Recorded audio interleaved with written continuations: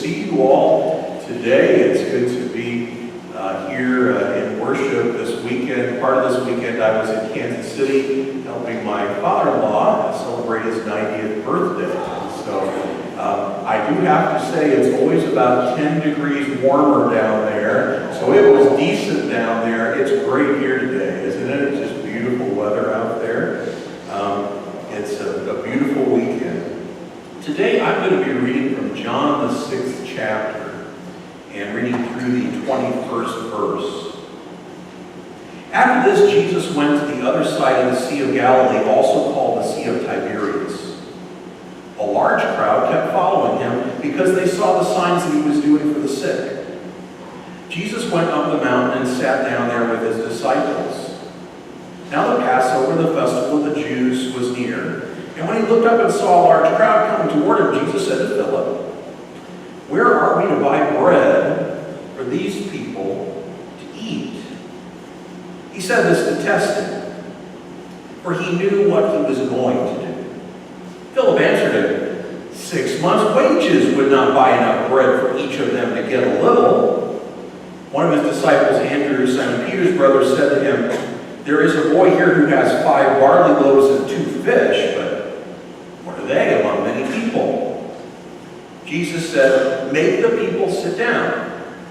Now there was a great deal of grass in the place, and so they sat down, about 5,000 in all. Then Jesus took the loaves, and when he had given thanks, he distributed them to those who were seated. So also the fish, as much as they wanted. When they were satisfied, he told his disciples, "Gather up the fragments left over so that nothing may be lost." So they gathered them up, and from the fragments of the 5 barley loaves left by those who had eaten, they filled 12 baskets. When the people saw the sign that they had done, he began to say, "This is indeed the prophet who is coming into the world." When Jesus realized that they were about to come and take him by force to make him king, he withdrew again to the mountain by himself. When evening came, his disciples went down to the sea, going into the boat and started across the Sea of Capernaum. It was now dark, and Jesus had not yet come to them. The sea became rough because a strong wind was blowing. When they had rowed about 3 or 4 miles, they saw Jesus walking on the sea and coming near the boat, and they were terrified. But he said to them, "It is I, do not be afraid." Then they wanted to take him into the boat, and immediately the boat reached the land toward which they were going. The word of the Lord. Amen.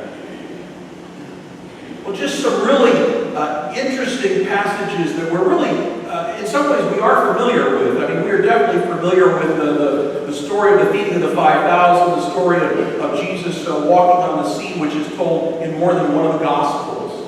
And when you read them, they're amazing stories, but one of the things that you're left wondering is what is the point that Jesus is trying to get across?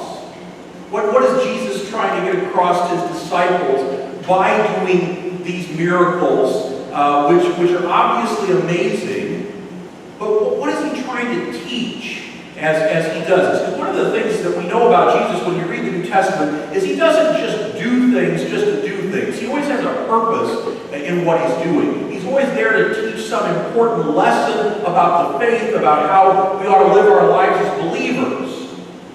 So we start with the first story, and then also see why John put these together. As we start with the first story, we know this feeding situation. They've got all these people who come to see Jesus because he's been doing miracles, he's been healing people. And Jesus, ever the compassionate, concerned Jesus, is concerned because here they're kind of out in the middle of nowhere now, and there's nothing for them to eat. And so he turns to one of the disciples and says, "So how are we going to feed this crowd?" And he panics. He says, "Well, 6 months worth of our wages wouldn't possibly feed this group." One of the other passages about this meeting says, "Should we send them away so that they'll go find food elsewhere?" But he happens to mention offhand that this one boy has a few loaves and a few fish.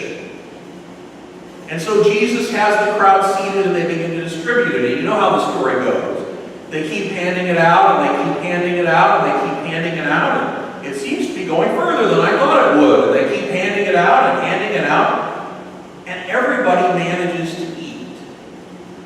How this miracle happens, I've heard all kinds of explanations from other people, pulled out loaves of bread from other places. You know, kind of like on Communion Sunday, if I start to run out of bread, one of the worship committee members runs through and hands me something through the door. I've heard all kinds of explanations, but I would like to just take it today as this is a straight-up miracle. We don't know how God did this, but Jesus did it, and it's got a lesson that's really important. Afterwards, Jesus, not wanting to be wasteful, says, gather up the fragments, and 12 baskets are filled. Well, while the disciples are still pondering this, there's some folks in the crowd who would like to make Jesus king almost immediately.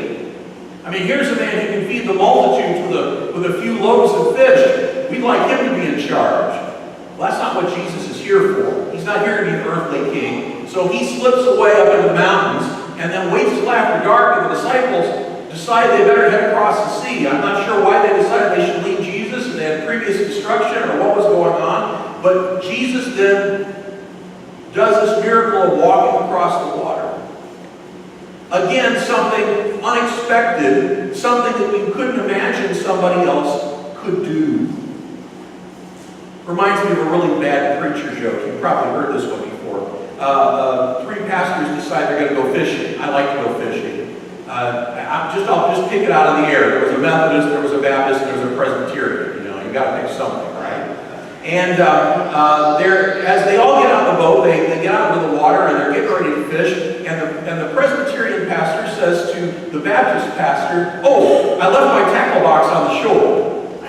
And he steps out of the boat, skips across the water, gets his tackle box, skips back across the water, and gets to the boat. Well, the Methodist pastor's jaw drops. I don't remember learning that in seminary. Wow. And so after that happens, the other pastor says, "Oh shoot, I left my lunch in the car." He gets out of the boat, he skips across the water, he gets to the car, goes, gets his lunch, and skips back across. By this time, the Methodist pastor's thinking, "Man, I missed an important class or something. Something's going on here."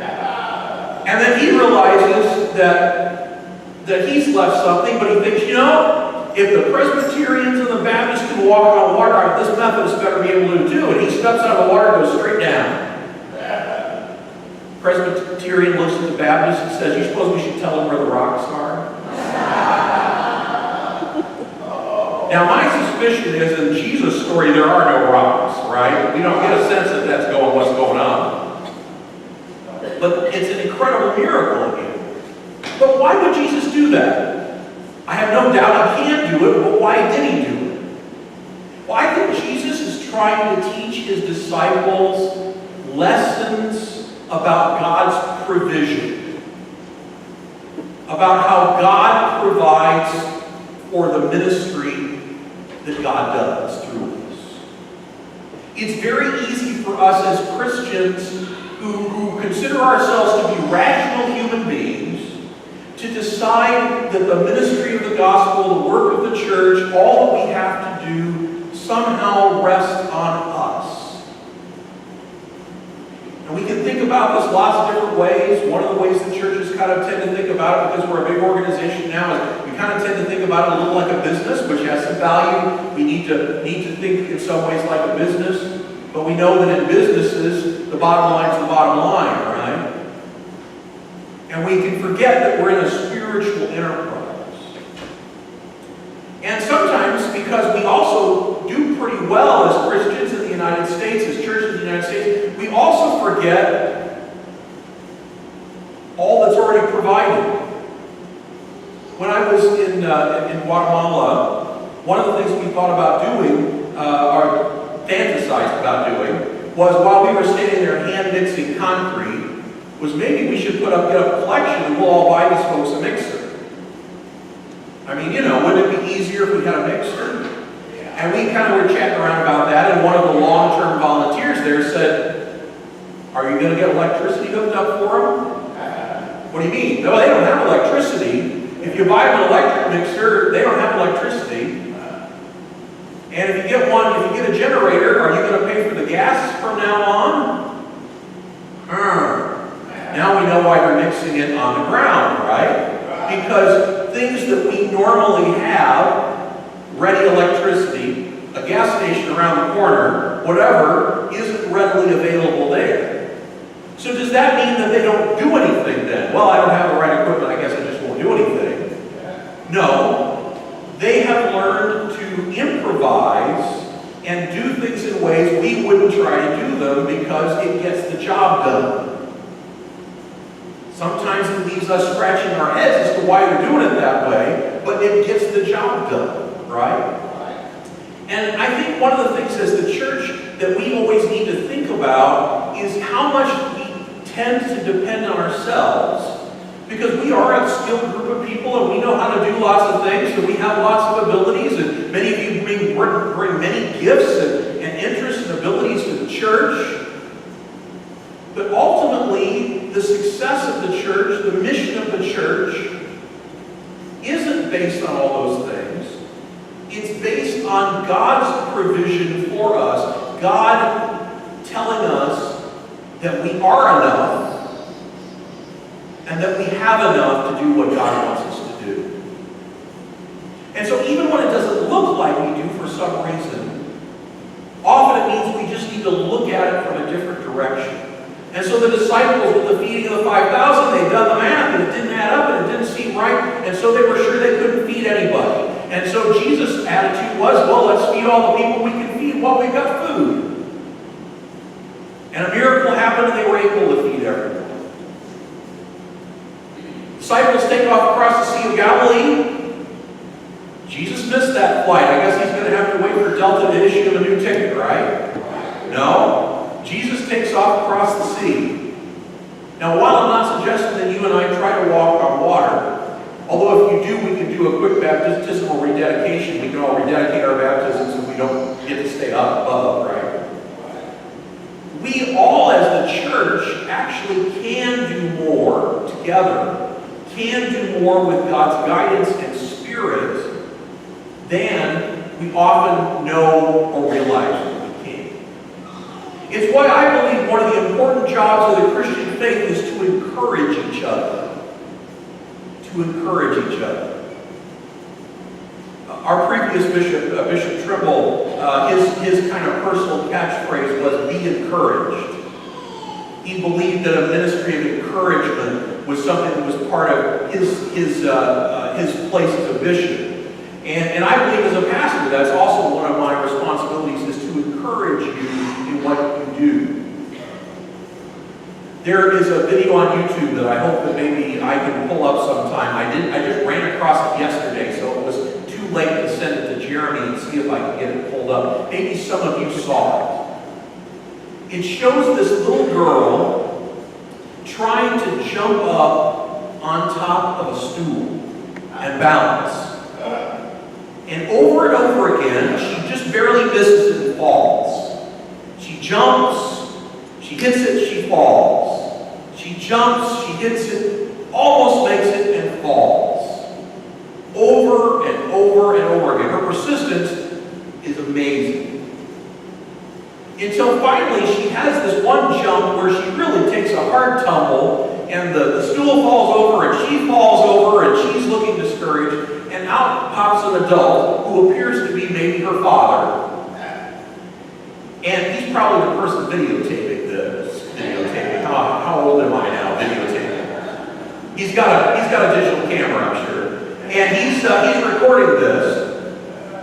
And he pats her on the shoulders and gives her a pep talk and pats her on the back and tells her she can do it.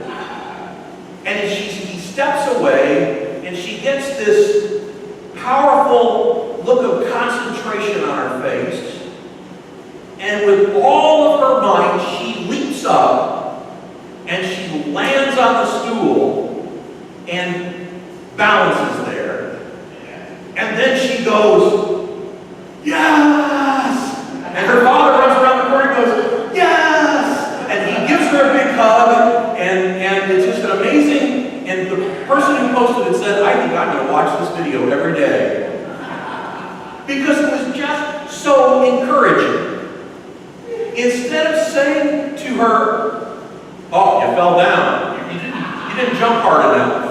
Or try to give too many pointers on technique. You know, if you just jumped a little bit further to the right, or if maybe you just shouldn't pick the stool quite this high. You know, maybe you just really can't do it. No, he encouraged a difficult task. And because he was filming, I think she's probably done it before, but it was difficult. And that encouragement gave her enough concentration, enough personal confidence to do it. I once joined a club, a men's group, and written my check and paid my dues, and then afterwards I had a gentleman come up to me and pat me on the shoulder and say, we're so glad some younger people are joining this group. By the way, I'm not younger, if you hadn't noticed.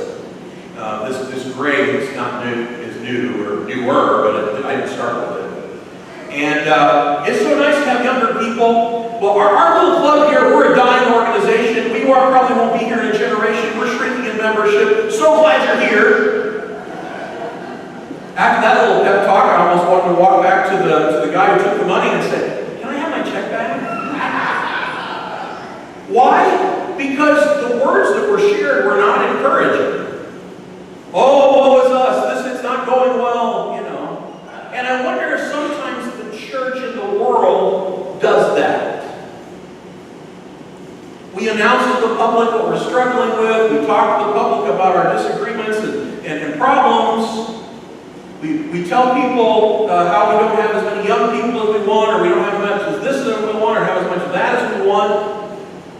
And it's bound to be discouraging. So much of any success in any group, but particularly in the church, rides on our ability to encourage one another. And to let God encourage us. To let God encourage us. And so I believe the messages that Jesus was giving his disciples is, hey, yeah, you're just a band of 12 people. You don't think you're much. But you're going to turn this place upside down. A lot of people forget that in the upper room, on the day of Pentecost, there was less people in the upper room than there are in the sanctuary this morning. All the church in all the world, was in that room.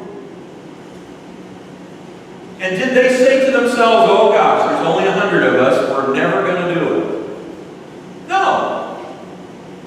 In that place, they felt the filling and the power of the Holy Spirit. They felt God's guidance and leadership, which has nothing to do with numbers of people or human ideas of success. And they exploded out of that place. It's one of the reasons I still believe that a single congregation of God's people who are praying, who are encouraging, who are sharing the love of Jesus with each other and others, a single congregation of God's people could start another great movement of the Holy Spirit in this world. It doesn't take a denomination per se. It doesn't take whole groups of congregations. It doesn't take a big organization. It doesn't take a big business apparatus. It just takes enough people who are willing to listen to God's great encouragement and try to do great things. We make choices every day. You guys made a good choice today. You came to worship. That's always a good choice. Always a good choice to worship. To be together with fellow Christians and encourage each other. And there's other great things you're going to get to do today. Wouldn't surprise me if a few of you watch some balloons go up today. That's an awesome thing to do. One of the awesome things. You know, the first time I was telling somebody about the balloon festival in Indianola that wasn't from this area, they thought I meant little balloons. You guys hand out all these balloons. I mean, no. These are the kind of balloons you ride in. You ride in. I have a fear of heights. I've never been up in a balloon. I'm going to have to do that one of these days because it scares me. That's why I need to do it. When we were traveling Guatemala, we went up a mountain that most of us didn't think we could go up. And I tried not to think about the heights while we were up there because I don't like heights. And we got to the top. It was difficult. Some of us took a lot of breaks. I was one of them took a lot of breaks. We got up there. We do things that we didn't think we could do because we encourage each other. And sometimes that's things you didn't think you could do in prayer. Sometimes it's things you didn't think you could do in mission and ministry. Sometimes it's things you didn't think you could do in encouraging other people. Maybe you didn't think that you could invite somebody to church, but God needs you to do that. Or maybe you didn't think you could talk to a friend about something important to them and be a listener.